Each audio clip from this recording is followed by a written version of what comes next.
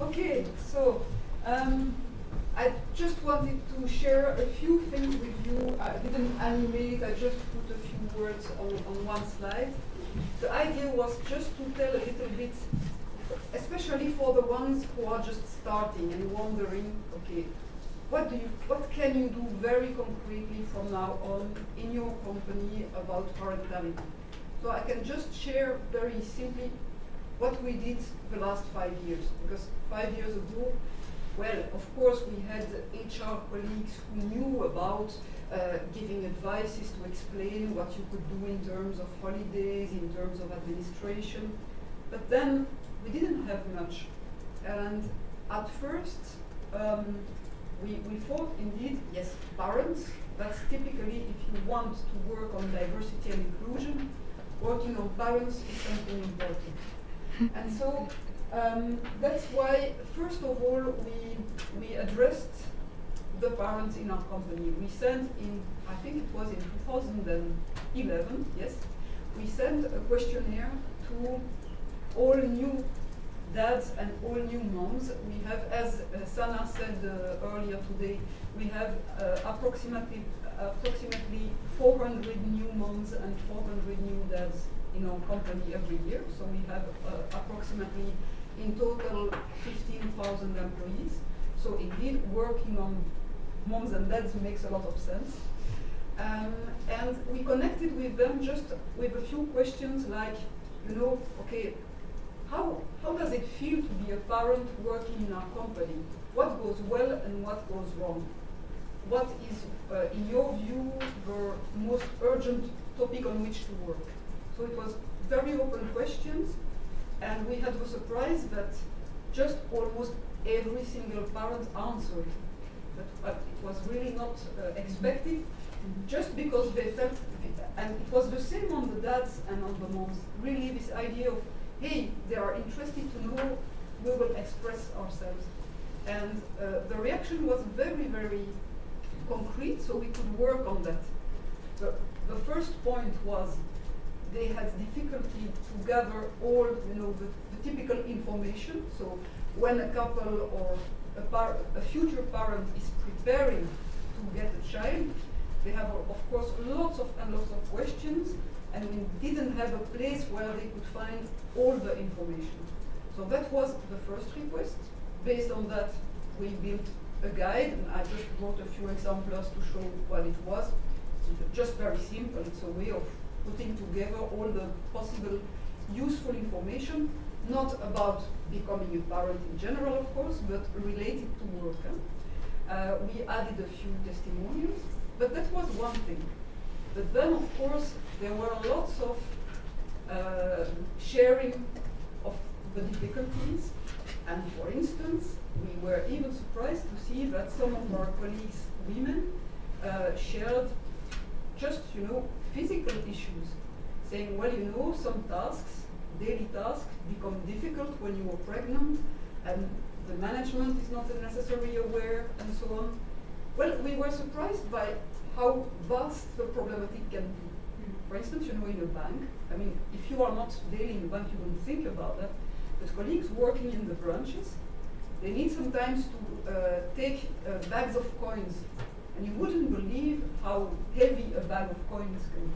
Or you wouldn't believe in a branch of a bank how many hours people will stay without being able to sit down, and these kinds of things, for instance. So based on that, and based on several different requests, we had a feeling that to improve, we needed to be in a permanent dialogue with the mothers and the fathers. So we started by having some, we tried two different things. We tried a kind of lunch discussion with all new parents. We had a mix of new moms and new dads. It was very fun, very warm, good feeling.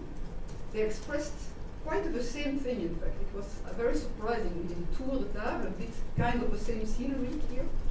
And what the new mom said was just the same as what the new dad said in terms of issues and so on.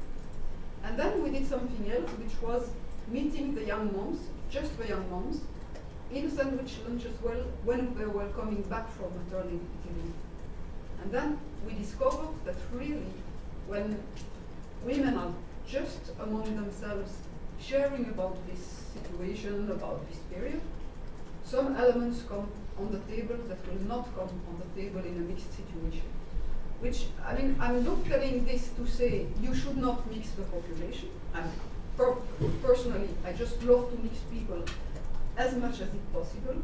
But specifically, the real point is you have a specific population who has been absent for 3 months or more.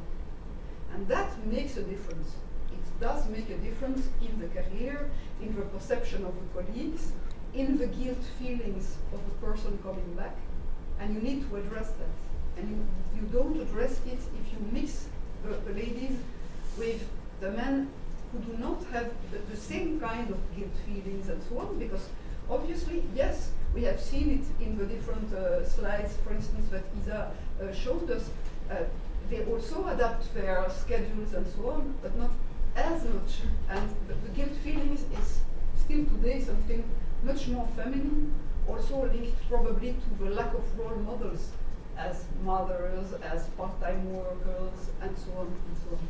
So I think I just wanted to share that having these opportunities in your companies, just to install a kind of dialogue. You don't need to prepare, slides, presentations. It's just, I mean, the interesting thing is when you put young moms together and you just make it toward the table, you will see that nearly automatically there is a dynamic of kind of peer coaching starting. Which the purpose is just to say, okay, how did things go for you? And we just make the tour. And how did it go for you when you were pregnant at work? Did it go well? Now that you are back since a few weeks, what is your feeling? How do you feel with your career? Do you have kind of bad feelings, or we talk about this guilt feeling systematically? And you can see that each time the word guilt is put on the table, usually I don't start with it. It always comes from someone in the room, and you see all of them starting to acknowledge this. And you feel guilty because you are starting to leave earlier, because you left and this morning maybe the kid was a bit sick, and so père de l'an, crèche, and back to work, but still a bit worried that the phone might ring and not feeling comfortable. And I mean, it's very hard to combine career and ambition with guilt feelings. It doesn't go well together. So I mean, the fact, just the simple fact to discuss that, to say, well, you see, it's interesting because these guilt feelings, we have all felt them. And it's okay, but you should not feel guilty because after all, I mean, one, you are contributing to a demographic which is absolutely needed in all our companies, because otherwise we can just shut our doors immediately. So there is no option on that. But secondly, becoming a parent is developing huge new skills or existing skills, but to a new extent in all your experiences, and our company will benefit these new skills as well. So, I mean, these kind of very simple messages together, like just with a few sandwiches, is the kind of investment which you can put in place on a regular basis just to install that kind of dialogue. And then in that dialogue you can hear, okay, this is a specific need for us and we can address it. So we didn't put a lot of spectacular things. If I'm looking back at what did we do, we indeed, the side of more flexible work does make now a huge difference. So a bit like what Luc explained for AXA at BNP Paribas Fortis, except in the commercial jobs, we have possibilities to work 2 days from home every week in lots of businesses. So there are still some exceptions, we are still working on it, but we can feel that this is something done indeed as well by men as by women, because it's the way the company plans it in terms of also of cost and so. So that's a big change, I think. That's really impacting.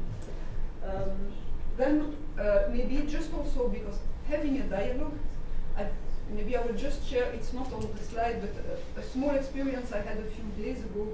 Just having two young moms telling me, Claire, we would like to see you in a specific meeting just because we are mothers of heavily handicapped kids.